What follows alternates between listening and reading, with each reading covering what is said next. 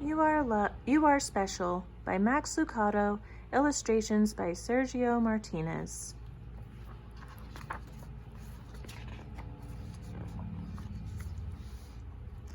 The Wimmicks were small wooden people. All of the wooden people were carved by a woodworker named Eli. His workshop sat on a hill overlooking their village.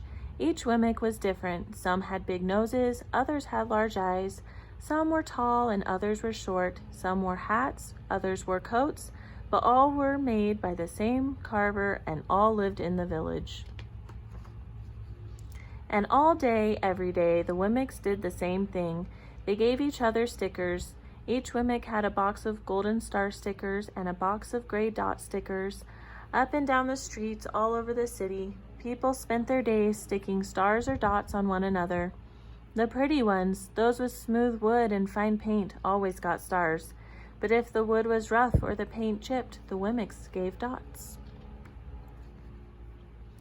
The talented ones got stars too. Some could lift big sticks high above their heads or jump over tall boxes. Still, others knew big words or could sing pretty songs. Everyone gave them stars. Some Wimmicks had stars all over them.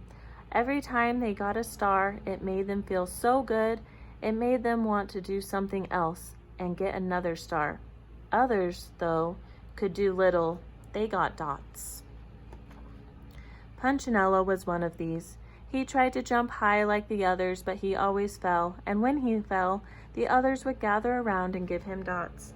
Sometimes, when he fell, his wood got scratched, so the people would give him more dots. Then, when he would try to explain why he fell, he would say something silly, and the Wimmicks would give him more dots. After a while, he had so many dots that he didn't want to go outside. He was afraid he would do something dumb, such as forget his hat or step in the water, and then people would give him another dot. In fact, he had so many gray dots that some people would come up and give him one for no reason at all. He deserves lots of dots, the wooden people would agree with one another. He's not a good wooden person. After a while, Punchinello believed them. I'm not a good Wimmick, he would say. The few times he went outside, he hung around other Wimmicks who had a lot of dots. He felt better around them. One day, he met a Wimmick who was unlike any he'd ever met. She had no dots or stars. She was just wooden. Her name was Lucia. It wasn't that people didn't try to give her stickers. It's just that the stickers didn't stick. Some of the Wimmicks admired Lucia for having no dots, so they would run up and give her a star, but it would fall off. Others would look down on her for having no stars, so they would give her a dot, but it wouldn't stay either. That's the way I want it to be, thought Punchinello. I don't want anyone's marks. So he asked the stickerless Wimmick how she did it. It's easy, Lucia replied. Every day I go see Eli. Eli? Yes, Eli, the wood carver. I sit in the workshop with him. Why? Why don't you go find out for yourself? Go up the hill, he's there. And with that, the Wimmick, who had no stickers, turned and skipped away. But will he want to see me? Punchinello cried out. Lucia didn't hear, so Punchinello went home. He sat near a window and watched the wooden people as they scurried around, giving each other stars and dots. It's not right, he muttered to himself, and he decided to go see Eli.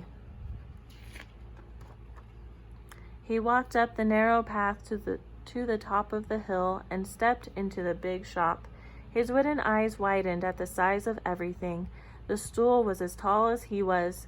He had to stretch on his tiptoes to see the top of the workbench. A hammer was as long as his arm. Punchinello swallowed hard. I'm not staying here, and he turned to leave. Then he heard his name, Punchinello. The voice was deep and strong. Punchinello stopped. Punchinello, how good to see you. Come and let me have a look at you. Punchinello turned slowly and looked at the large bearded craftsman. You know my name? The little Wimmick asked. Of course I do. I made you. Eli stooped down and picked him up and set him on the workbench. The maker spoke thoughtfully as he looked at the gray dots. Looks like you've been given some bad marks. I didn't mean to, Eli. I really tried hard. Oh, you don't have to defend yourself to me, child. I don't care what the other Wemmicks think. You don't? No, and you shouldn't either. Who are they to give stars or dots? They're Wemmicks just like you. What they think doesn't matter, Punchinello. All that matters is what I think, and I think you are pretty special. Punchinello laughed. Me? Special? Why? I can't walk fast. I can't jump. My paint is peeling. Why do I matter to you? Eli looked at Punchinello. Put his hands on those small wooden shoulders and spoke very slowly. Because you are mine. That's why you matter to me. Punchinello had never had anyone look at him like this, much less his maker. He didn't know what to say. Every day I've been hoping you'd come, Eli explained. I came because I met someone who had no marks, said Punchinello. I know. She told me about you. Why don't the stickers stay on her? The maker spoke softly. Because she has decided that what I think is more important than what they think. The stickers only stick if you let them. What? The stickers only stick if they matter to you. The more you trust my love, the less you care about their stickers. I'm not sure I understand. Eli smiled. You will, but it will take time. You've got a lot of marks. For now, just come to see me every day, and let me remind you how much I care. Eli lifted Punchinello off the bench and set him on the ground. Remember, Eli said as the Wemmick walked out the door, you are special because I made you, and I don't make mistakes. Punchinello didn't stop, but in his heart he thought, I think he really means it. And when he did, a dot fell off to the ground. The end.